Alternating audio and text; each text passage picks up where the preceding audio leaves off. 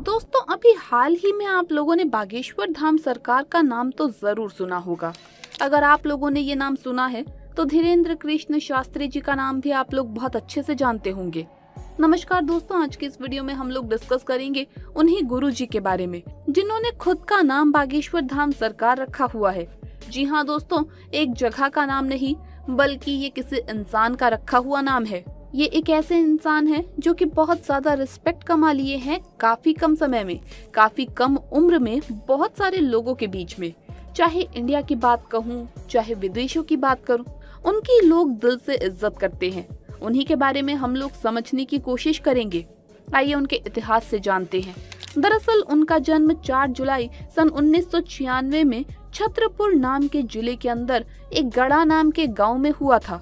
एक ऐसे परिवार में हुआ था जो परिवार थोड़ा सा गरीब था। इनके दादाजी यहाँ पर मौजूद एक हनुमान मंदिर के बहुत बड़े पुजारी थे, काफी ज्यादा सिद्ध पुरुष थे।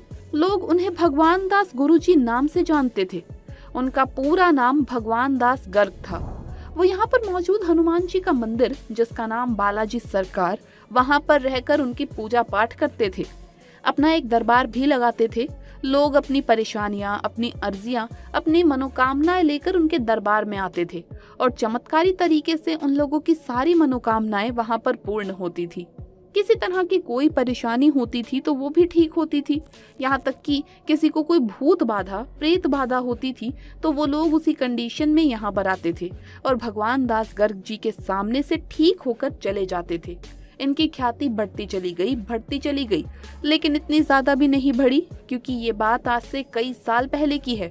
उस जमाने में ना ही इंटरनेट का इतना ज्यादा प्रचलन था और छोटे छोटे गांव में ना ही न्यूज़पेपर्स इतने ज्यादा चलते थे। लेकिन धीरे धीरे समय बीता और उनके पोते का जन्म हुआ। वो 9 साल की उम्र से ही उस मंदिर की देखभाल करने लगे, हनुमान जी की भक्ति में लीन हो गए, रामायण का पाठ करने लगे, महाभारत सीखने लगे, सब कुछ जानने लगे। ऐसा करते करते समय बीता और केवल 12 वर्ष की उम्र में ही उन्हें दिव्य अनुभूति हुई। वो अपने दादाजी यानी कि भगवान दास गर्ग जी को ही अपने गुरुदेव मानते थे। इस मंदिर के पास में ही उनकी समाधि बनाई गई और जैसे जैसे धीरेन्द्र कृष्ण शास्त्री जी बड़े होते चले गए, उनकी ये दिव्य अनुभूतियां बढ़ती चली गई। यहाँ पर दादाजी के बाद उन्होंने ये कमान संभाली, वो अपना दरबार लगाने लगे और धीरे धीरे इनकी ख्याति बढ़ती चली गई, जैसे कि इनके दादाजी की बढ़ी थी। इनके भक्तगण यहाँ पर आए और कुछ लोगों ने इनकी कुछ वीडियोस इंटरनेट पर डालना शुरू कर दी। सोशल मीडिया में ये तेजी से वायरल हुआ। कारण सिर्फ इतना कि इनके दरबार में कई सारे लोग अर्जी लगाने के लिए पहुंचते, अपनी मनोकामनाएं लेकर पहुंचते, लेकिन वो किसी को भी ना जानते हुए भी वो भीड़ में से किसी का भी नाम लेते, अपने पास बुलाते और सामने वाले को कुछ कहने भी नहीं देते और उसकी सारी परेशानी अपने एक बोर्ड में लिख देते। उसकी परेशानी का निवारण भी लिख देते, उसके माता पिता रिश्तेदारों का नाम भी लिख देते और फिर चमत्कारी तरीके से पूछते कि बताइए आपकी क्या परेशानी है। और कमाल ये है कि सामने वाले की परेशानी भी वही निकलती जो बागेश्वर धाम सरकार यानी कि धीरेन्द्र कृष्ण शास्त्री जी ने पहले से बोर्ड में लिख रखी थी। इससे भी बड़े कमाल की बात तो ये थी कि वो अपने दरबार के लिए किसी से भी 1 रुपए भी नहीं लेते थे। कई सारे लोग सैकड़ों से हजारों की तादाद में यहाँ पर पहुँचते और अपनी मनोकामना पूर्ण करवाकर वहाँ से लौटते। दरअसल बागेश्वर धाम सरकार जी के दरबार में आने का एक प्रोसेस होता है, उस प्रोसेस को पर्सनली सर्च कर सकते हैं। लेकिन यहाँ पर आने के बाद लोग एक लाल कपड़े में नारियल को लपेटते हैं। यहाँ पर जो बालाजी सरकार का यानी कि बजरंगबली का मंदिर है, उस मंदिर की 21 परिक्रमा करते हैं लगातार राम नाम के जप के साथ। इसके बाद यहाँ पर उस लाल कपड़े के साथ नारियल को बांध दिया जाता है। यहाँ पर कई लाखों इस तरह के लाल कपड़े वाले नारियल टंगे हुए हैं। लोग अपनी इस तरह से मनोकामना मांगते हैं। यहाँ पर आने वाले लोगों का ये मानना है कि ऐसा करने से उनकी सारी मनोकामनाएं पूर्ण हो जाती है। ये यहाँ हर मंगलवार को यहाँ पर दरबार लगता है। समय समय पर मंगलवार के अलावा भी लगता है। लाखों लोग यहाँ पर पहुँचते हैं। उन लाखों लोगों की भीड़ से गुरुदेव किसी का भी नाम लेते हैं और उसकी सारी परेशानियां खत्म कर देते हैं। बागेश्वर धाम सरकार खुद को बजरंगबली के एक बहुत बड़े भक्त मानते हैं और ये कहते हैं कि बजरंगबली का सीधा सीधा आशीर्वाद उनके सर के ऊपर है।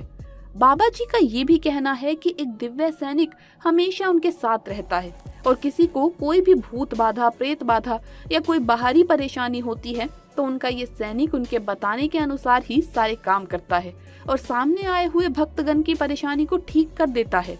धीरेन्द्र कृष्ण शास्त्री जी के बचपन की बात करें तो ये काफी गरीब परिवार के थे और बहुत ज्यादा पढ़ना लिखना चाहते थे, लेकिन उनके पिताजी के पास ज्यादा पैसे नहीं थे, इसीलिए उनकी पढ़ाई में थोड़ी अड़चनें आई। लेकिन इन्होंने 8वीं कक्षा तक अपने गांव में ही पढ़ाई कंप्लीट की। उसके बाद ये अपने गांव से 5 किलोमीटर दूर तक गंज जाते और वहां पर पढ़ाई करते। फिर 12वीं के बाद इन्होंने बीए प्राइवेट से किया और फिर एक तरीके से देखा जाए तो अपना पूरा जीवन बालाजी सरकार के मंदिर के ऊपर न्यौछावर कर दिया। इनकी आज उम्र केवल 27 वर्ष की है, लेकिन ऐसे बड़े बड़े दरबारों के लिए 1 रुपए भी नहीं लेते। इनके राम भजन के लिए, इनके राम पाठ के लिए दूर दूर से अलग अलग शहरों से इन्हें बुलाया जाता है, अलग अलग राज्यों से बुलाया जाता है और राम कथा की मदद से जो भी पैसे इकट्ठे होते हैं बाबा जी उनका पर्सनल यूज नहीं करते, बल्कि विवाह में लगाते हैं। जो गरीब औरतें होती हैं, गरीब बच्चियां होती हैं, उनके विवाह में, सामूहिक विवाह में पैसे खर्च करते हैं। बागेश्वर सरकार धाम जी की तरफ से निशुल्क वृद्धाश्रम भी खोले गए और अभी हाल ही में उन्होंने अपने भक्तों को यह आश्वासन दिया कि वो बहुत ही जल्द पूरे तरीके से निशुल्क अस्पताल को खोलेंगे। केवल भारत ही नहीं, हाल ही में बागेश्वर धाम सरकार जी को ब्रिटेन में भी बुलाया गया था। वहां पर उन्होंने वहां के सांसदों और भारतीय समुदाय के लोगों के बीच में राम कथा का पाठ करवाया, जिससे वहां के लोग भी बाबा जी के सामने नतमस्तक हो गए।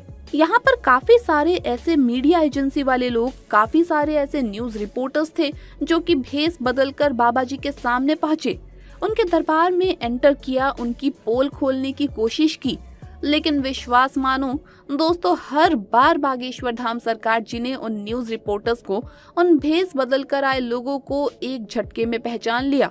और फिर क्या था, बड़े बड़े न्यूज रिपोर्टर्स भी जो कि अपना भेष बदलकर उन्हें एक्सपोज करने के लिए आए थे, वो भी उनके सामने घुटने टेक गए। देखा जाए तो बागेश्वर धाम सरकार जी सचमुच में दिव्य पुरुष हैं या फिर नहीं, इसकी पुष्टि मैं तो नहीं कर सकती, लेकिन एक चीज की पुष्टि मैं कर सकती हूँ कि बागेश्वर धाम सरकार जी एक बहुत ही अच्छे इंसान, एक बहुत ही नेकदिल इंसान है और संत है। जहाँ पर एक तरफ बहुत सारे लोग जो कि संतों का चोला पहनकर हम लोगों के बीच में घूमते हैं, वो जब एक्सपोज होते हैं तो उनके बारे में क्या क्या सच्चाई पता चलती है, वहीं पर बागेश्वर धाम सरकार जी बिना किसी भी फायदे के इतने बड़े बड़े काम किए जा रहे हैं। चाहे वो गरीब बच्चियों के सामूहिक विवाह की बात हो, चाहे वो निशुल्क वृद्धाश्रम की बात हो, या फिर आने वाले समय में फ्री हॉस्पिटल की बात हो, बागेश्वर धाम सरकार जी बहुत अच्छे काम कर रहे हैं और शायद यही कारण है कि उनकी रिस्पेक्ट लोगों के दिलों में बहुत ज्यादा है। दोस्तों, आपकी क्या राय है इनके बारे में? कमेंट सेक्शन में जरूर बताइए। आज के लिए बस इतना ही, धन्यवाद।